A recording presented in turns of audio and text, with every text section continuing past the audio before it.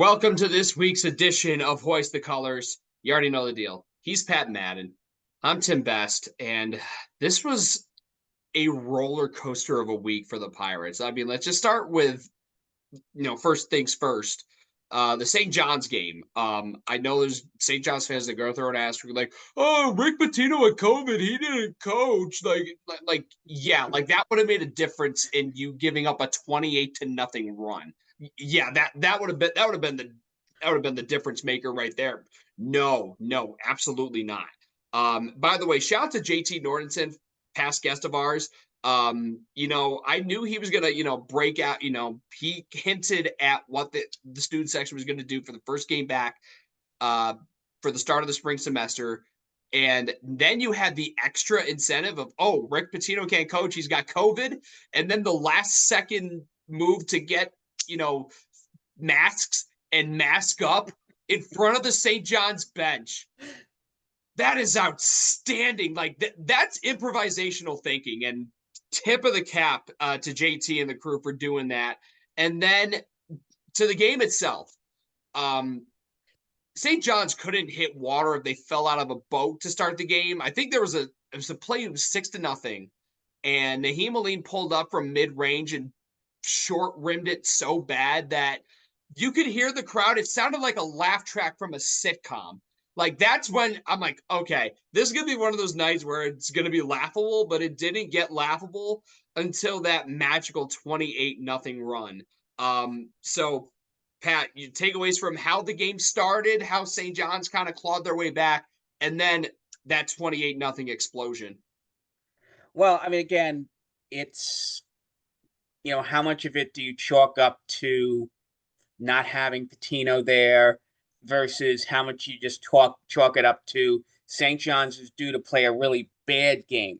Let's forget for a second games that they've even the losses they had going into that. They lost that heartbreaker to Creighton last week. The other Big East game they lost was a game they were in to the closing minutes against Connecticut up in Connecticut. So, they were due to play a bad game.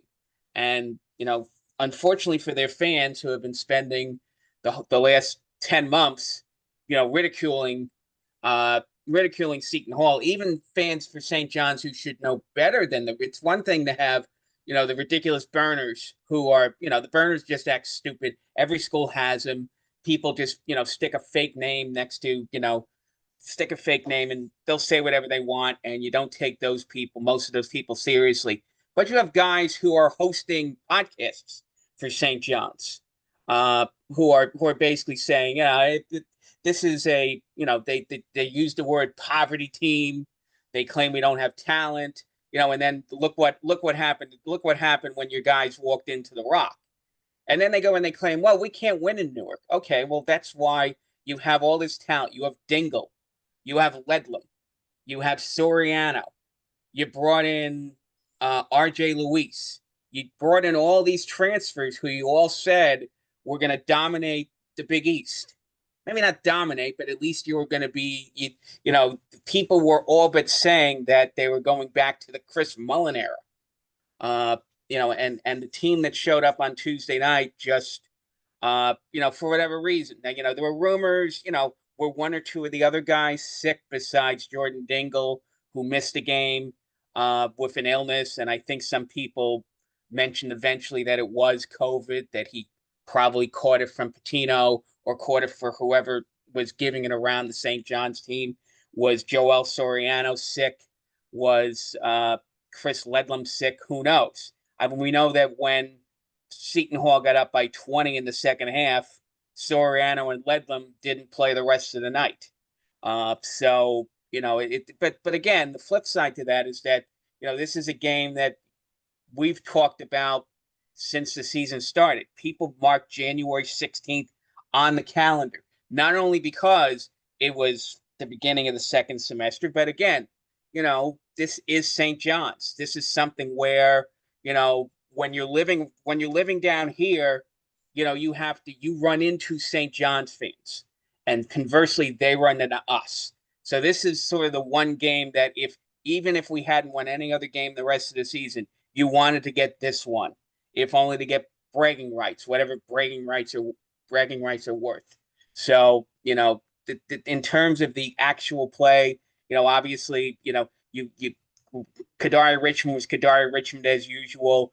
Dylan Adewusu played like he had a chip in his shoulder because he knew that he had been tossed to the side by Rick Pitino. And then, of course, the star who emerged was Elijah Hutchins Everett, coming off and running off 13 points and 8 rebounds and basically getting the better of Soriano when the two of them were in the game against each other.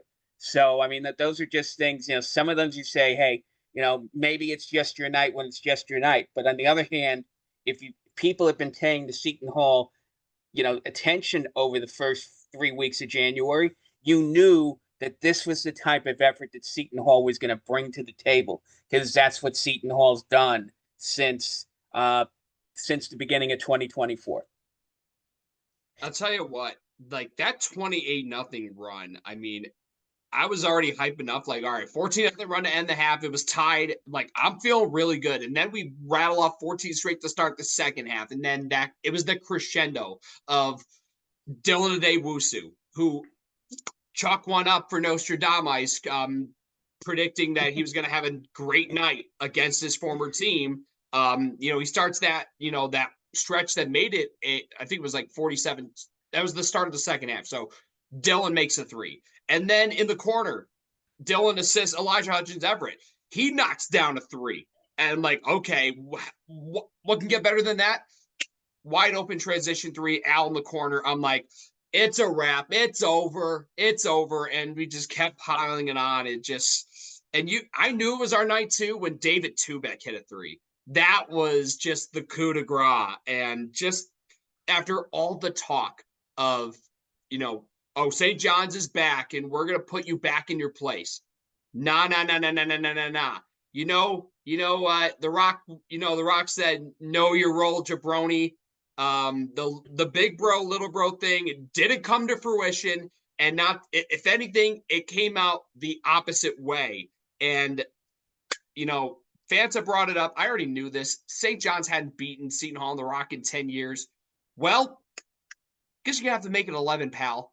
Dominant win. And I just couldn't have been more content with the effort. I know Kadari went down towards the end of the game. I think it was one of those things that he just had a hard fall going down, and it was more on his hip than his back, if I'm not mistaken, or at least that's what some accounts said. And I respect the hell out of Shaw saying, that's on me, but that's on me for leaving him in. But honestly, hindsight's 2020. So like, I'm not going to just fault him because Kadari still played on Saturday.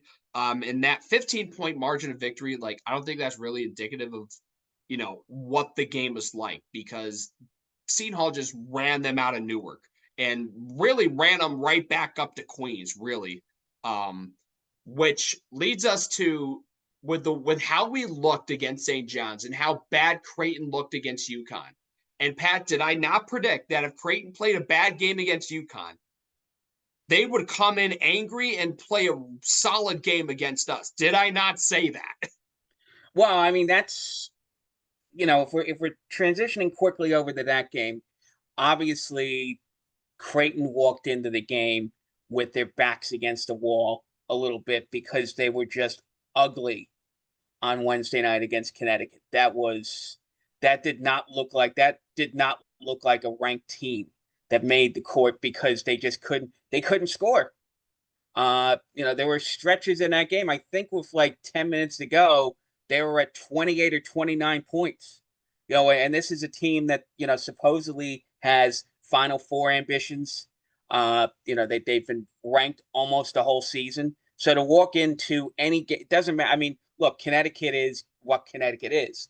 But to allow yourself to get beat down that badly on Wednesday night, that's a veteran team, a veteran coach. They were going to show some pride. They didn't want to leave the East Coast, with an 0-2 that knocks them out of the rankings, and it would have all but certainly knocked them out of whatever hope they had of staying in the race for the Big East regular season title. So, the prelude, you know, I think a lot of fans worry about this, and sometimes it's true and sometimes it's not, that a team that comes into the game against you playing badly is going to play that much better the second time around. I don't think that's a hard and fast rule, but it certainly played out to some extent on Saturday afternoon.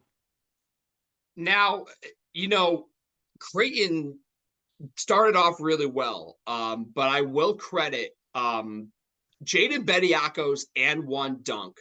That was if that doesn't happen, this game would have ended in regulation.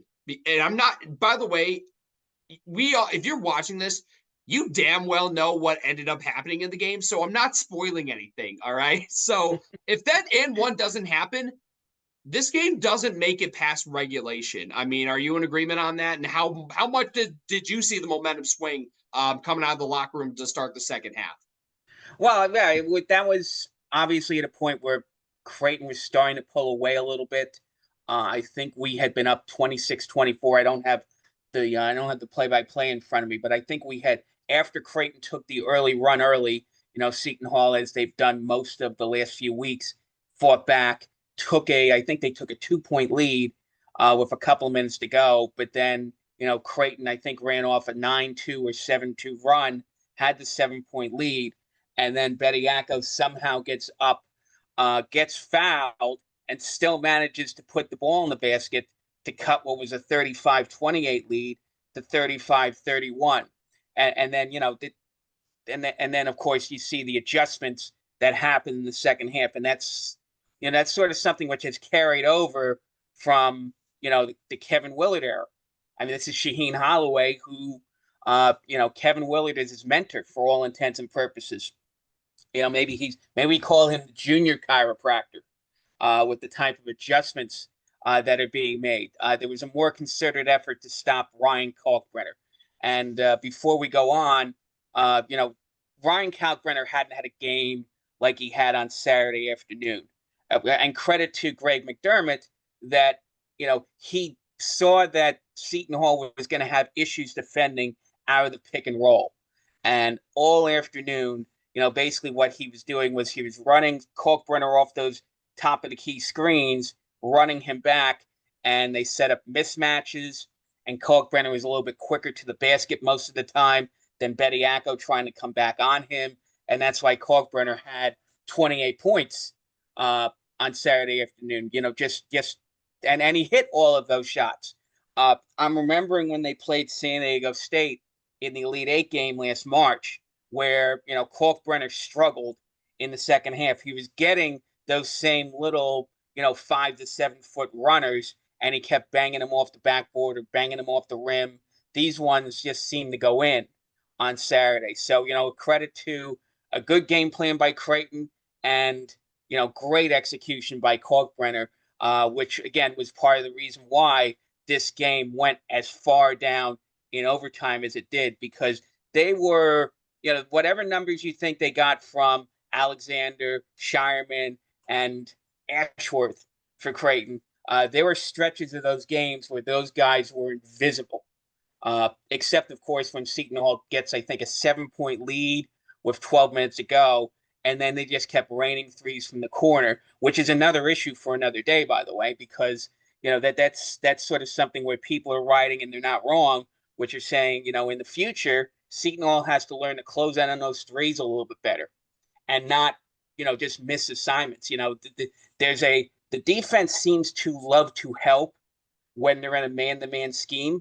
Unfortunately, when you love to help and you love to double team, like they started doing a little bit on Kalkbrenner in the second half, unfortunately, somebody's going to be open when you have two guys. Somebody's going to get open, and unfortunately, Creighton hit the open shots that they needed to get back into the game with about 6-7 minutes to go, and then all heck breaks loose after that. Although I'll get to the point about the officiating, as we continue to break this down.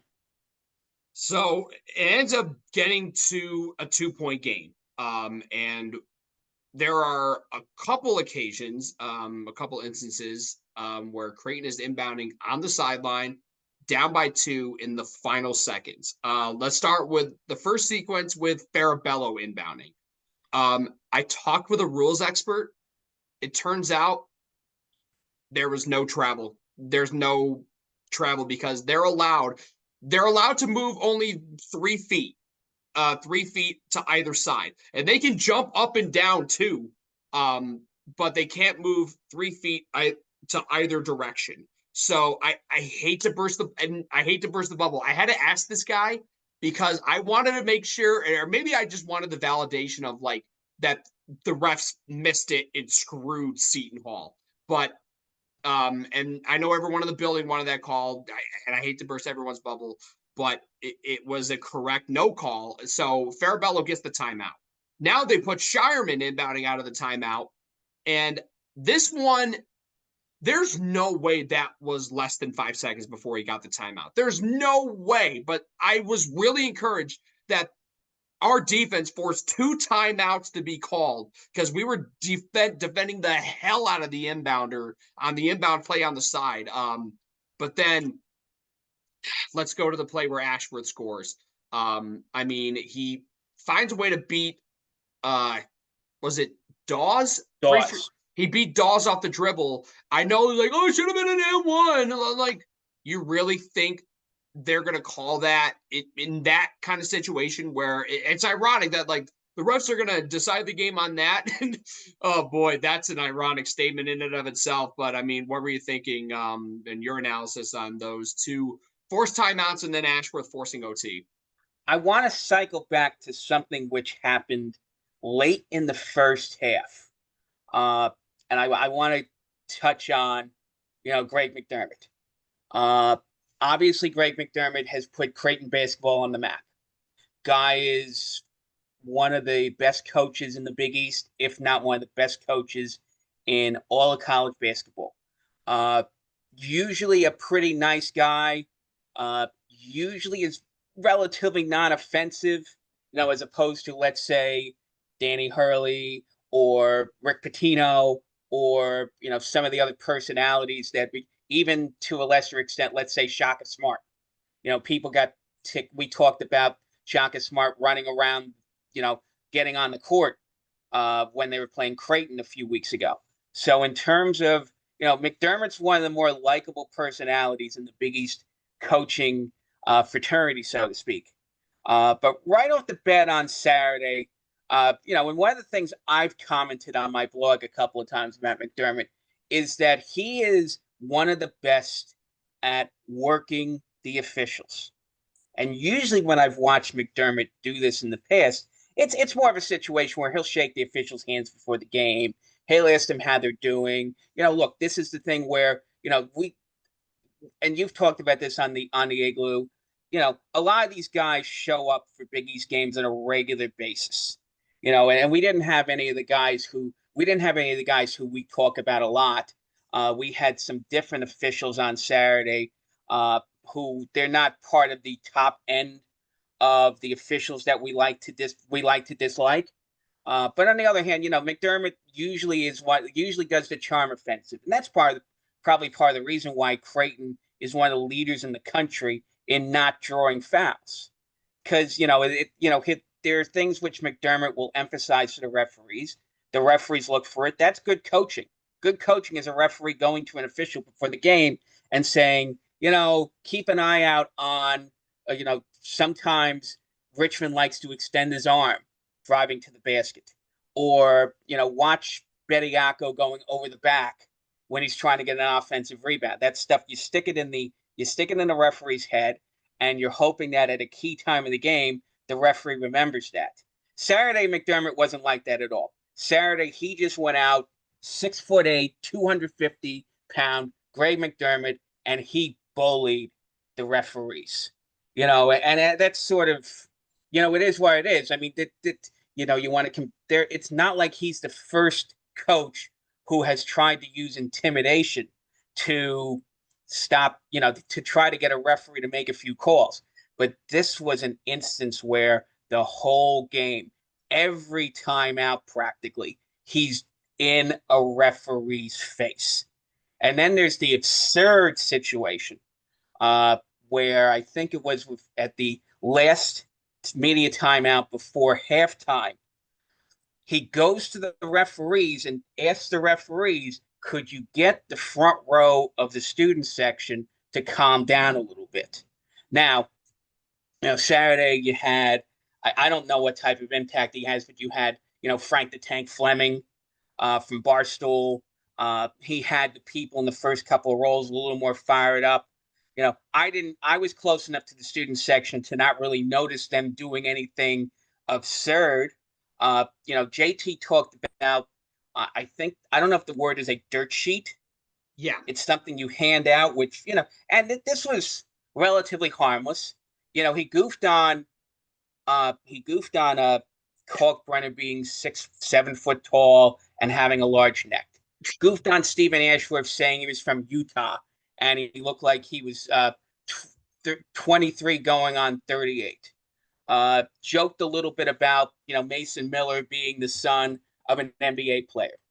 And the only thing they said about McDermott was people call him Coach Mac, but they should call him Big Mac. Yeah, I know.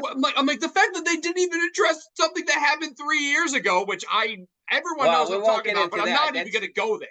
No. But the point is, I didn't think, unless, I don't know if I could hear what, the main group of people who are hanging. It's the main group of people, and this because, the Rock Lobsters used to be in the front row of the student section when you were at Seton Hall, and the referees generally had a point of trying to tell them to calm down. This was nothing like what things were like back when you were there about 6 or 7 years ago. I don't know what type of stuff that JT and the people who are around him may or may not have been saying. I know JT has told us once or twice that he's got under the skin of a guy. I think he got under the skin of Xander Rice of Monmouth. Right. But Xander Rice understood, hey, I'm the coach's son. It goes with the territory.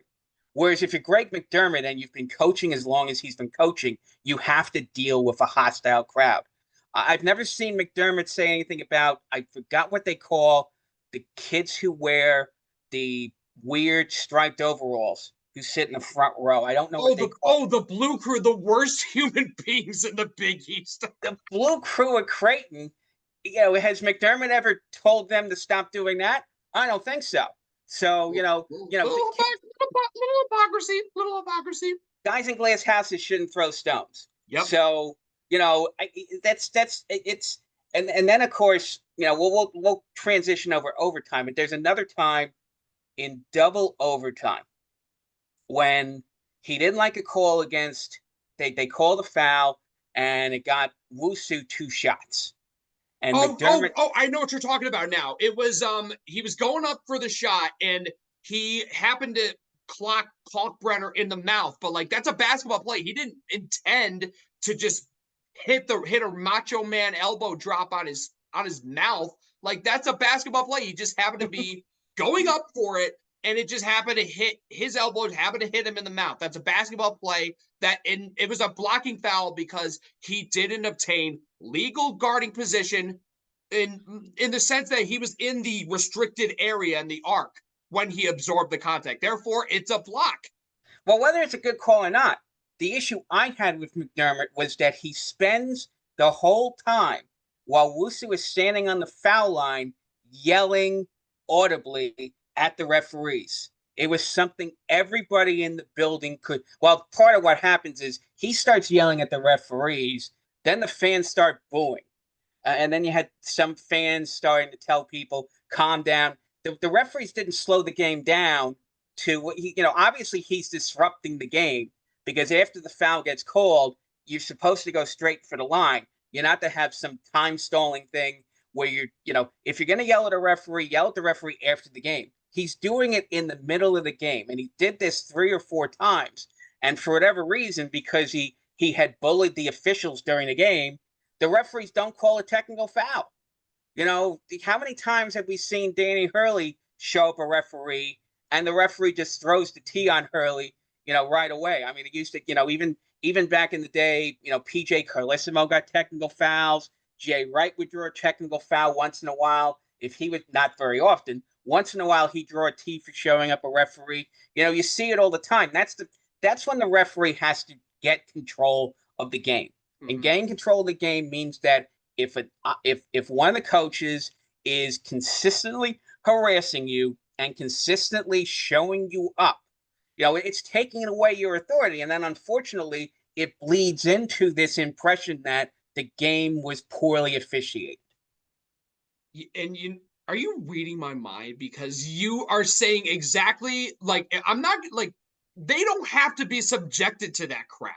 Like make it stop. And literally, the T is a tool, like to make it stop. Especially when you talk about disrupting the game and disrupting the rhythm of it. He was doing exactly that by berating them and preventing the administration of the free throws to Dylan Ade Wusu. And considering this wasn't his first time berating them, I'm shocked that he didn't get it. I don't like if you ejecting him, like, oh, yeah, okay, maybe you're pushing your luck, but he should have gotten at least a technical foul. And something I was thinking about with how fiery Shaheen Holloway is, if he would have done the same thing, they probably would have banged him with a T in the first half. Well, I mean, there was the one. Maybe we'll get to the phantom call in a minute. There was the one time you could tell that Holloway banged the scorer's table because he didn't like a particular call. And look, what the way Shaheen Holloway is, he's a fiery character on the bench as well, and it is somewhat surprising sometimes. On the other hand, I think I think when usually he's got a way of expressing his frustration to the referees in a way which is a little more contained.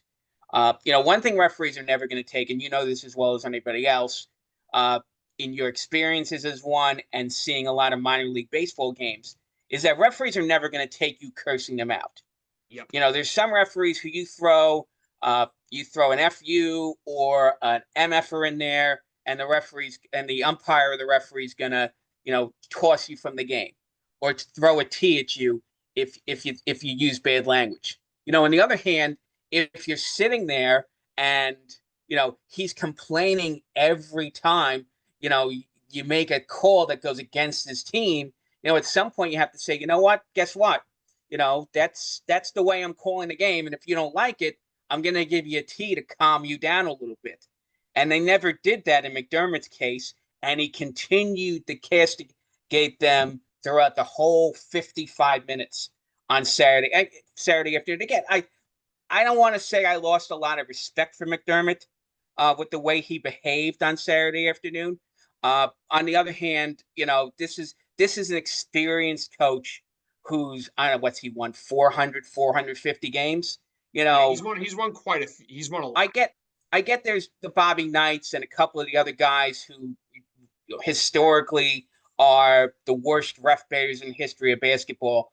But I thought I've never seen Greg McDermott harass referees. Usually, it's one thing. Yeah, you get a bad call, you get a bad call.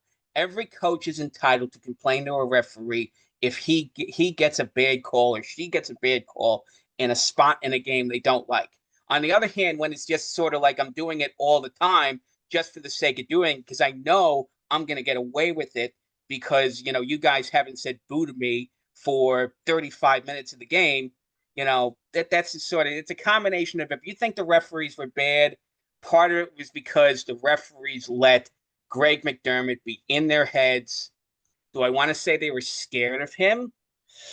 That's a stretch, but were they thinking in the back of their minds, if I make a call, he's going to be on my butt, and maybe I let a couple of things slide, like the one of the most absurd calls, or one of the most absurd calls ever. But we'll get to that when we talk about the overtime.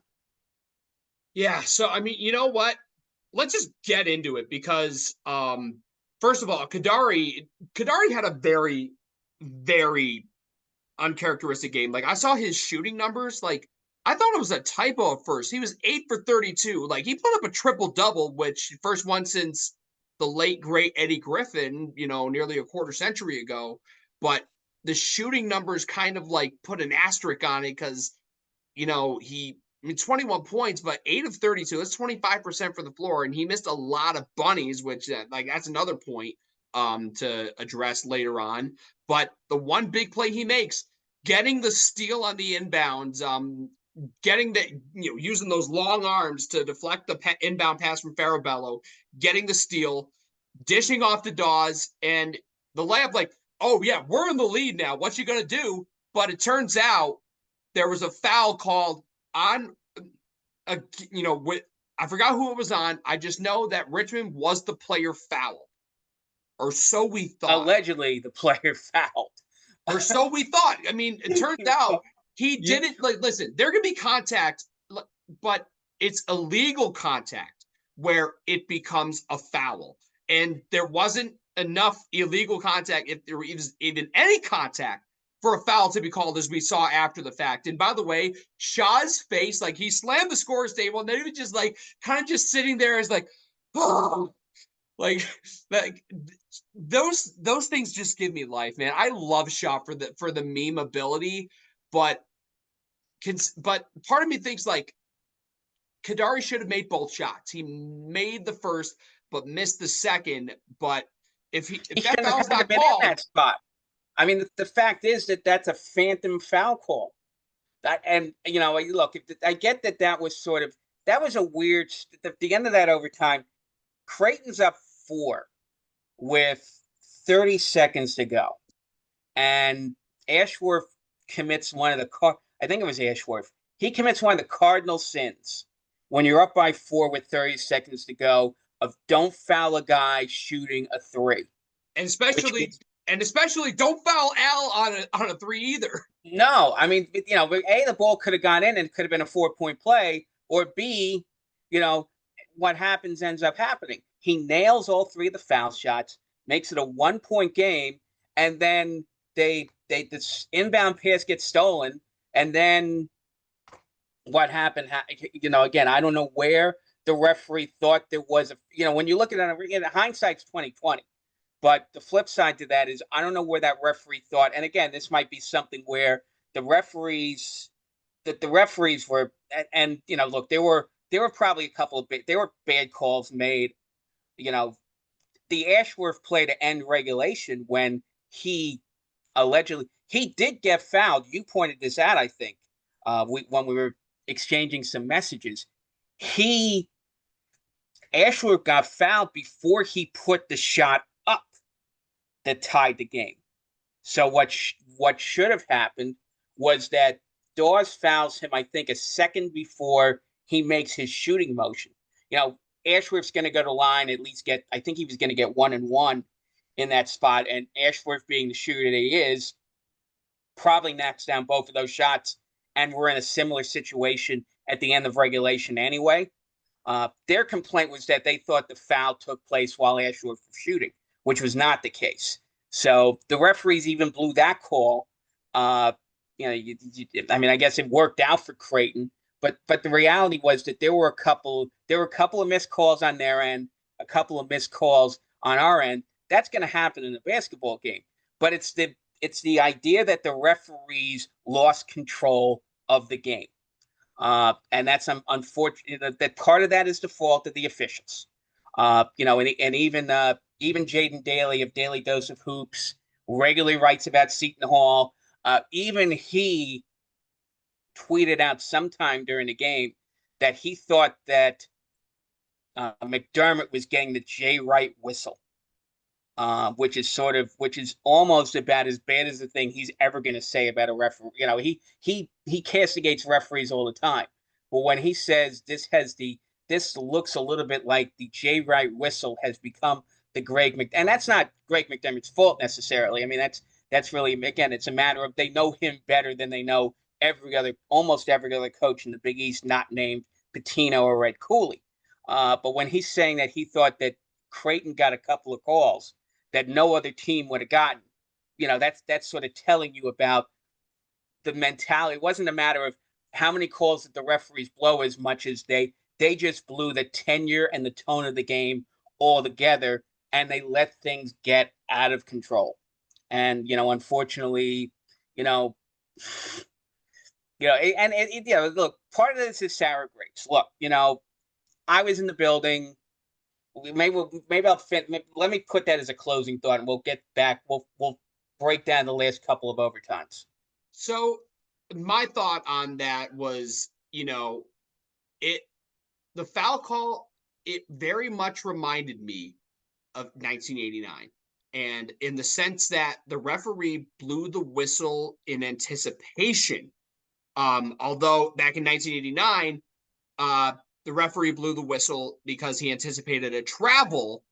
So he called a foul because that was that was the last resort because he couldn't call a travel. Now, in this case, I think the referee blew the whistle, called a foul because he anticipated with how hectic that sequence was that you were going to see some kind of foul against either Farabello, who was coming back into play after throwing it away, or from the guy who was supposed to be on the receiving end of that pass. I can't remember if it was either Shireman or Alexander, but that's who they called the foul on in anticipation, mind you. Because as a referee, I'll tell you, like, you're taught not to anticipate. Like, you have your intuitions, like there might be some contact on a drive to the basket, and you also learn players' tendencies. On a layup, are they tending to put their hands down while trying to block a shot versus maintaining their verticality? In this instance, anticipation crept into his mind because of how hectic the sequence was, and just how nuts of a game it had already been up to that point. I think it was an anticipatory whistle. Now, I'm not trying to like excuse it or anything. That's the only logical explanation that I can possibly think of. And the referee saw what he saw, and he called what he saw. And that's another thing that we're taught as officials. You can't call what you can't see. So you can call what you can see. The referee saw what he saw, and he made the call based on that. That's about as simple as I can chalk it up. And again, I'm not making an excuse, nor am I trying to minimize the severity of the botch call in this sense. Now, let's get into this fast forward to the third overtime. Seton Hall is down one when this happens. They had already called an offensive foul on Dawes for using like a swim move to gain an advantage. And then the second time around, Al's trying to draw the lane around the right elbow. He does it again, but like not to gain an advantage. And all of a sudden, Ashworth does his best Kramer getting the magic loogie in his face impression. Like, I'm ahead. And guess what happens? The referees call the offensive foul. And then on the other end, Trey Alexander hits the dagger three. And what does he do? Like Ashworth, little flop. And this is as an official, here's another thing. And I wonder if I have this around because I have a rule book. I'm going to go find it now, which is in my room. Look what I just found. Granted, it's the women's rule book, but it's the flopping rules were also instituted on the boys' side. I'm going to try to find this right now, but the faking being fouled is not flopping, but faking being fouled was officially added to the rule book to enforce. And it happened twice in the same third overtime, and the referees didn't have the stones to address either instance. Like, why are you even putting it into the rule book if no one's going to call it? Honestly. Well, how many times has a flop really been called all year? I mean, a lot of people were complaining about flop. What they were complaining about two things last season. One was they were complaining there were so many offensive fouls called. And then the second thing was that nobody really understood what the flop rule was. And, for every time a referee would call a flop, there was another flop that wasn't called. So I think they de-emphasized calling flops because no one, and on the same way they were emphasizing that you should give the offensive player more the benefit of the doubt in terms of block or charge. because we really haven't seen as many charges this season as we've seen in the past. You also have to understand the other thing is that they have de-emphasized the flop, and the flop, of course, works two ways. And most of the flopping which took place used to be a defensive player, like those Duke guys, notoriously would, if they thought they got the slightest of contact, or even if they didn't get contacted, they would instinctually fall back, hoping that a referee was going to call a charge. And that's part of the reason why they were trying to institute flop rules, as much to prevent a defensive player from, you know, asking for a fake charge call, as much as it was for an offensive player, pretending that he gets fouled. I think they called a flop on Dawes at the Georgetown game a couple of weeks ago. Yes, that's right. I think it got called for a flop. And the first call obviously is a warning, but he gets called for a flop when he fell back after taking a three in the Georgetown game a few weeks ago. So, but we haven't seen it very often. And again, that's part of it also is, what referee wants to call a not so obvious flop and have to deal with McDermott yelling at them for the 12th or 13th time in the game. I mean, it's one of those things where the Creighton team, the Creighton coaches, and to a certain extent the Creighton fans, knowing their reputation for not getting a lot of calls against them, naturally assume that means that they're not committing fouls. Maybe they are, maybe they aren't, but you cannot, if fouls are happening, and they have to be called. Now, again, I think this game, in terms of the technical officiating, was, for the most part, until we got to the later part of the game in the overtimes, was relatively well officiated, except for that one time when they needlessly told the Seton Hall students to stop barking at McDermott. Except for that, I don't know if I saw too many instances where they were quite. But then you get to the over, and everything to a certain extent gets overanalyzed when you're in the middle of a knockdown, drag out fight, like the end of regulation, the three over. Every call is important because we've pointed out at least two or three calls that would have been the difference in the game. The phantom call against Richmond, the flops that didn't get called against the Creighton guys, and the third one. There's a third one in there someplace that I forgot. But these are in a game which is which you've already seen it tied three different times. One call, one foul shot is the difference between whether we go to three overtimes or whether somebody wins it before we get to that point. And in Seton Hall's case, because the AP poll came out and Seton Hall was number 26. So they didn't just, if they get over the hump, Seton Hall's got a number next to their name. But I finally found it.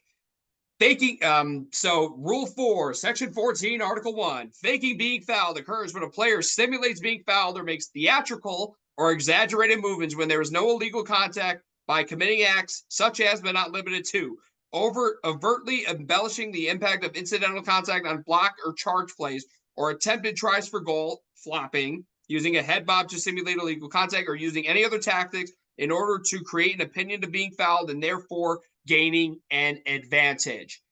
That it literally textbook definition of faking being fouled. And did he make some contact?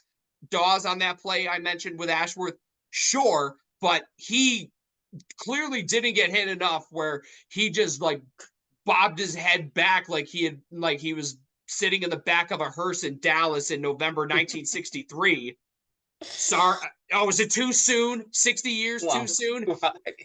I mean, I don't, again, it's in the heat of the moment there, again, when you've lost control of the game, everyone can question everything. Now, again, if Creighton loses this game, I'm sure there would have been as many. I mean, look, let's leave what Dave Port. I don't put a lot of stock in what Dave Portnoy's doing, because Dave Portnoy was pissed off that Creighton covered the spread. That's his problem. That's the wrong reason. That's the wrong reason for being upset. That's his problem. That he's a degenerate gambler, and he can't. He's pissed off that he lost a $5,000 bet in the game. That's his problem, not my problem. But the flip side to that is, look, I mean, you had a lot of people question what. There's a whole discussion now about what to do about, and the discussion was coming up beforehand. They were talking about good old Jeffrey Anderson of the high knees, refereeing 15 games in 15 days and traveling all around the country doing the games. He's doing a game in Connecticut one night. He's doing a game in Texas the next night. He's back in Maryland the third night. And then the fourth night, he's in Illinois someplace. So when I don't want to have a big discussion about it. I think I talked about it in the blog once about how, these referees are trying to track down every dollar they can get, because they basically get paid. College referees get paid on a per game basis. Right. You don't work a game, you don't get paid. And you only have a certain window of days you only have 4 months out of the year, or 5 months, that you can make any money. I think this first of all, college refereeing is a side hustle right now. This is most of these guys are either retired or they have real, including our good friend James Breeding has a real job. He's like an education administrator at some college someplace. He's a business professor at the University of Louisville. Right. So if you're treating this side hustle, so to speak, as some type of thing where you're trying to grab, we got to stop the process of encouraging these referees. We got to find a way to keep them from grabbing every dollar and not doing a good job when they're doing their 10th game in 10 nights or 10 days, as the case may be. I mean, this is part of the reason why it's suffering, and this is another discussion for another time. But the fact remains is that it was not a matter of these. This was the worst in terms of the technical officiating, but this was similar to the Big East tournament semifinal from 5 years ago. Oh, God. When Breeding lost control, and Seton Hall won the game, but nobody at Seton Hall could ever be particularly happy with the way that game was officiated. And this is unfortunate. Maybe not as such a high. Maybe the stakes were not quite as high on Saturday afternoon, but the same principle came in place. And unfortunately, part of that was because the referees were thinking about what Greg McDermott was going to yell at them if they happen to make it. And you can't think that way. And if you're thinking that way, tee him up, and then he's not going to be as inclined at yelling at you, because he's going to be worried about being thrown out of the game. Maybe that cut. It works a lot for Hurley. That was an example. Hurley gets teed up in the first half of the game, and then one of two things happen. Either he's so ticked off, he wants to get thrown out of there, that he's just gonna, he's gonna repeat the stupid thing he did on the first technical, get the second technical, and get tossed. Or Hurley's going to behave a little bit better as the game did. And that's why the referee throws a tee. He's telling the coach, look, you have a right to complain, but you don't have a right to, sort of quote unquote question my authority. I'm still, I'm going to make a call you're not going to like. But there's a way to complain about it, and there's a way not to complain about it.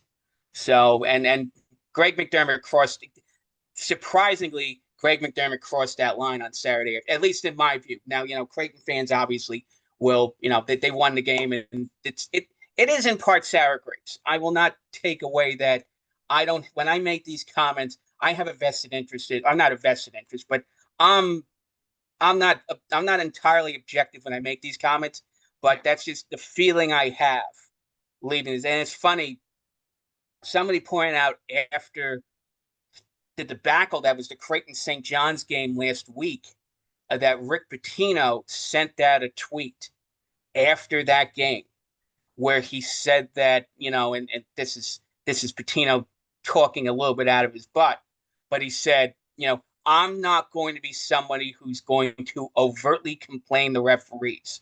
I'm not someone who's going to, get up in a referee's face and try to make him look big. Pitino, this is Pitino's tweet. Uh, you know, Pitino's done this once or twice in 40 years, by the way. So, and he's not the worst ref baiter in basketball, but it's not like he doesn't have his own history of occasionally, you know, making a scene in front of a referee when he doesn't like a call. So he's putting this out right after the Creighton game. And I wasn't watching. Obviously, I'm not in the building for that game, but, was he noticing that McDermott, was getting a little bit, animated officials during that game? Everyone assumed he was complaining about Hurley, but he's coming off the court after the Creighton game. So, was he throwing shade at McDermott there? I don't. I mean, it's in the realm of possibility that he was taking a jab at Greg McDermott last Saturday. So I take my own jab at McDermott now. Yeah, you know what? Honestly, I feel the same. Like I have a little bit of sour grapes too. I'm not going to just act like that's not the case. I mean, to play in triple overtime and lose and be on the losing end of that, and honestly, I try to like look at it with some perspective and say that there's no winner or loser. There's a survivor, and the survivor happened to be Creighton. Yeah, I mean, I have a little sour grapes, and you saw how vehement I've communicated my thoughts on the blown calls that were made throughout this game that were against Seton Hall. And then on top of that, I will say Greg McDermott is he seems very mild mannered. So the fact that he got like that in this particular game, yeah, I really want to just give him the benefit of the doubt and say that, it was out of character for him. And at the same time, we talk about the call he wanted for a flagrant against Dylan Adewusu when he clocked Kalkbrenner in the mouth with an elbow, which was inadvertent. It was within his shooting motion, and unfortunately caught him in the mouth. I understand it though because he's defending his player. I totally get it, but to be in a referee's grill like that, yeah, that's where it crosses the line for me, and I really think it's an uncharacteristic behavior for Coach Mack to do that. I It will makes give the my rematch in props. Omaha that much juicier, by the way. Yeah, we still You know, got if well over a month until that takes place. But let's talk about what faces Seton Hall now. And we've already seen these guys once already, and Seton Hall has vanquished them both. The rematch is now with Providence and Marquette. The Providence game being at the Rock to end a 3-game homestand. I think if you're Seton Hall, that's a must win. Now that Providence is without Bryce Hopkins, you stole one at the AMP just a few weeks ago. You got to find a way to take care of business because Providence, they're coming off a bye week. And they had lost 4 in a row, which started against Seton Hall. They snapped that losing streak by destroying DePaul, and it was like right place, right time. Oh, 4-game losing streak. Oh, DePaul. All right, we're gonna get right with this win. So did they really end the losing streak? Because like they just took out all the anger and frustration and just beat DePaul into oblivion. But yeah, Seton Hall is not DePaul, and I think that's where, simply put, advantage Seton Hall because Seton Hall is light years ahead of DePaul. It's still a dangerous game though because Devin Carter is still one of the best in the Big East, with or without Hopkins. Josh Oduro had a monster game up at the AMP, at least for the first half, 3 weeks ago. You still have to give respect to Ticket Gaines, Jaden Pierre, uh, Garway Dole. It's not like the cupboard is bare for Providence. And Providence gave St. John's a good game when they played without Hopkins. They who was the game right after not Xavier. They were awful in the Xavier game. I forgot what the game they played. I want to say it was I think it was at Creighton. Creighton. Right. They took Creighton down to the closing minutes out in Omaha. The first game they were playing without Hopkins.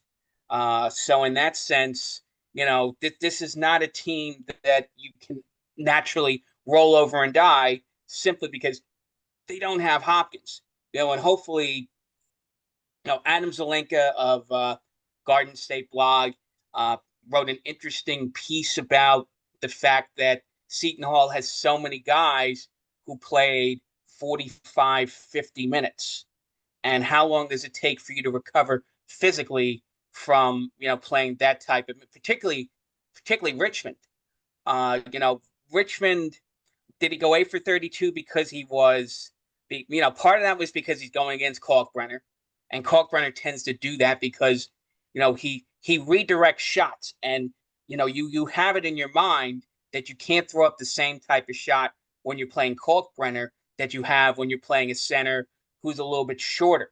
And then part of it was he 100% physically?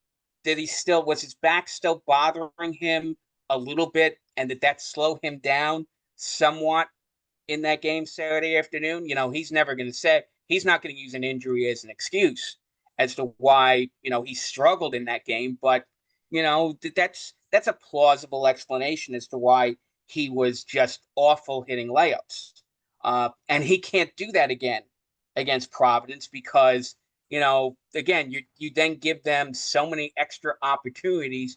An explosive team like that will find a way to beat you if you take too many empty trips on Wednesday night. So, it's important to keep in the back of your mind to play within yourselves. Make sure you shut down Carter. Make sure you contain Oduro. Make sure you don't let people get open threes again, because Gaines, uh, Pierre Gaines and Corey Floyd coming off the bench can hit the three ball. Garway Dole hasn't done that much yet, but Duel's role is more about facilitating the ball, making sure the ball moves quicker, and then being a nuisance defensively.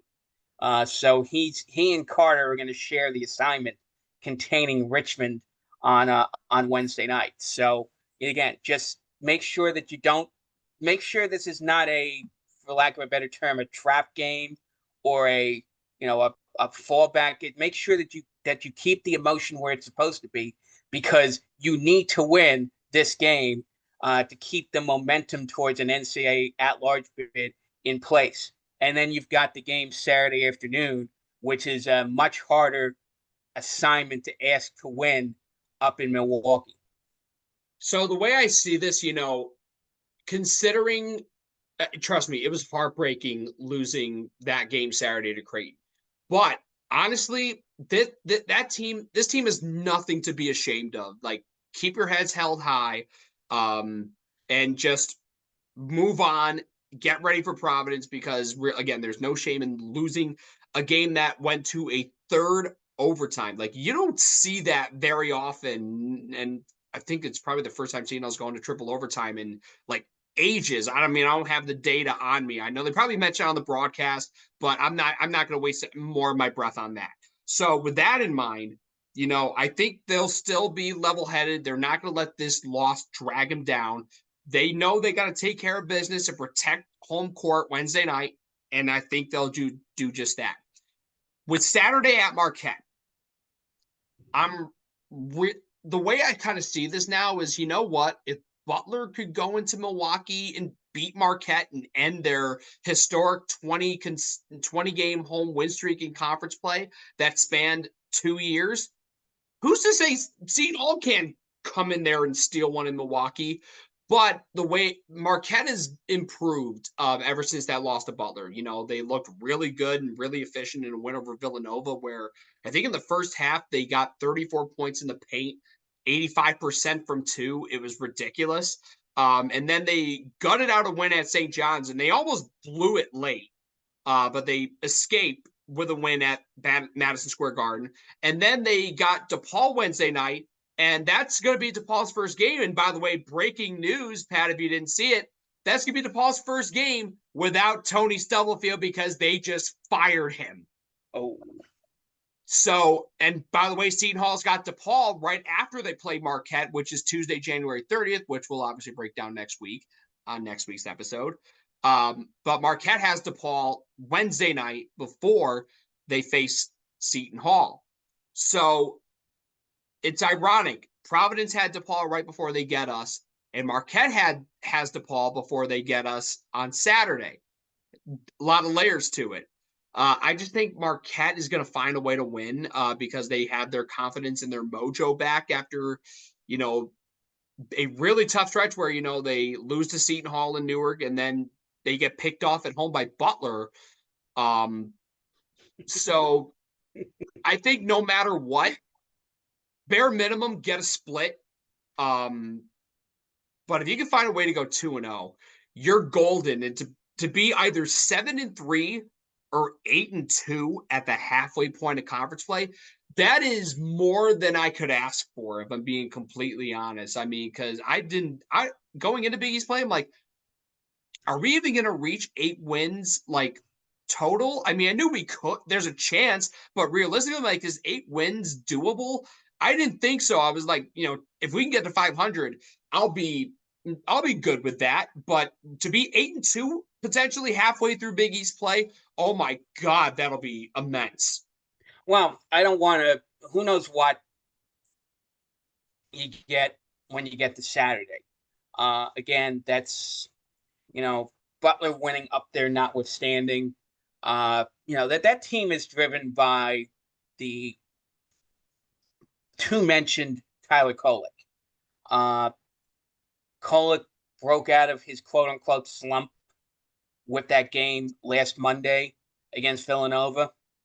Had a solid, if not spectacular, game on Saturday against St. John's. Unfortunately, the guy who really stepped up is, a guy who's finally getting the dude that Marquette fans have been begging for years now, and that's Oso Ighodaro. Yep. Who always seems to play well against Seton Hall. So you still have to beat. I mean, that's the problem. I mean, you still have to. Ighodaro is sort of the guy who Seton Hall has not really found the answer to, so to speak. I mean, although I think we did out rebound him by a healthy, but that happens a lot with Ighodaro. How Ighodaro kills you is getting all of those points on the inside, and then Ighodaro beats you by when you try to double him on the inside. He's one of the best at kicking out to an open man. So he beats you 2 different ways, probably as well as anybody else in the Big East does. I don't know if anybody has the scoring and passing ability that Ighodaro has on the offensive end. So he's always been a thorn in Seton Hall's side. And if that Oso Ighodaro shows up the way he's shown up most of the time when he sees Pirate Blue, that's going to put Seton Hall in a hole. You got to do what they did up at the Prudential Center a couple of weeks ago. You got to make things uncomfortable for Kolek. Maybe make Kolek shoot the ball more than Kolek wants to. Then you have to find, obviously then the easier said than done stuff is beating Cam Jones, beating David Joplin, beating Stevie Mitchell. They're going to get a certain number of points, but just make sure that you're contesting their shots. Be careful of what the trap that Seton Hall fell into. They did a much better job, by the way, doing that against Connecticut up at that game at the end of December, where they did a much better job of sticking on to the shooters.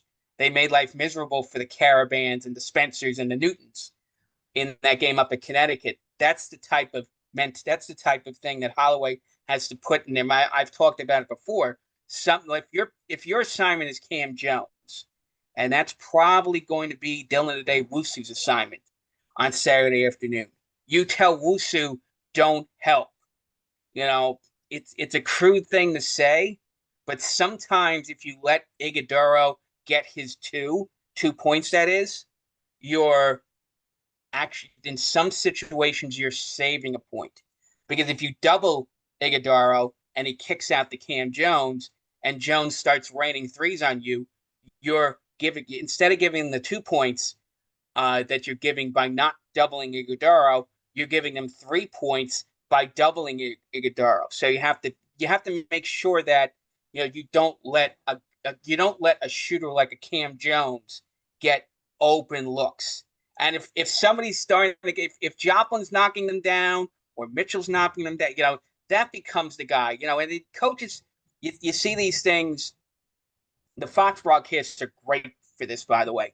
You see the coaches' huddles, and you see coaches saying, make sure somebody's running out on 23, or make sure somebody's running out on number 4. That would be in Marquette's case, Joplin and Mitchell. Because if a guy hits a couple of baskets, that at that point the defense has to adjust. And again, it's so sometimes with Marquette, with as good as that starting lineup is at scoring the basketball, you have to pick your poison. And maybe picking your poison by, letting Iguodaro do his work on the inside is not going to hurt you as much as letting Joplin and Jones beat you on the outside.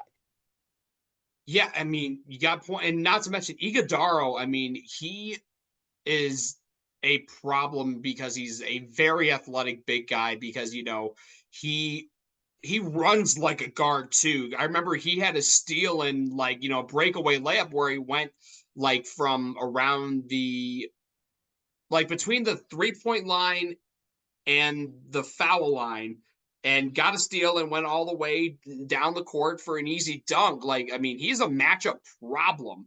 But if there's anyone who's up to the task of containing him, it's Jaden Bediako. So, and I feel a lot better about this matchup considering that Chase Ross is still out with that shoulder injury, which he sustained against Seton Hall. And then the unfortunate injury to one of their other top bench guys, Sean Jones, who tore his ACL against Butler. So I feel better about our chances, but I think Marquette has been able to find their rhythm enough where they're in a better position to win that kind of game. But to still be 7-3 in the Big East, going into the second half of conference play, and going into a game against a very abysmal DePaul team right after that on Tuesday, the 30th, before our first official bye week of conference play, I'll be more than happy with that. So, but they got to put the work in to beat Providence on Wednesday. Yeah, you can't sleep. You can't as Providence might be down, but you can't sleep on Providence because those Devin Carter doesn't want to lose. Devin Carter's as much as people tell him, hey, as much as they'll tell Devin Carter, you can fall back on not having Hopkins with you. Devin Carter doesn't take excuses. Devin Carter wants to win regardless of who's on the court with him, and he's not going to make excuses, and he's bringing his A game. And if enough of those Providence guys do it, Seton Hall guys are going to have to bring their A game to fight back on them. So you can't sleep on Providence, and then the Marquette games, house money. We've talked a lot about house. Any win against Marquette, Creighton, and Connecticut going into the season was house money. Imagine stealing one up in Milwaukee, and certainly we know that Seton Hall can play with Marquette because we beat them 2.5 weeks ago. So you do the same thing up there, anything can happen up in the Pfizer Forum Saturday afternoon. So to end the episode, I kind of got to wrap it up quickly because speaking of the referees, I got to do a little refereeing myself. But to wrap this up, so the Seton Hall women, they're going to be on FS1 tonight, 6:30, taking on the St. John's Red Storm. Hopefully, like their male counterparts did this past week, that they will take care of the Red Storm and weather that storm this time at Walsh Gymnasium. So yeah, it's make sure you support Tony B and his team as they continue their surge to try to finish among the top 5 in the Big East, and maybe even getting pushed for an NCAA tournament bid, which hasn't happened for this team in 8 years now, which is kind of crazy to say my sophomore year of college, but I digress. So that's going to do it. Thanks for tuning in once again. For Pat Madden, I'm Tim Best. Thanks for tuning in. And until next time, onwards to Tonia. Take care, y'all.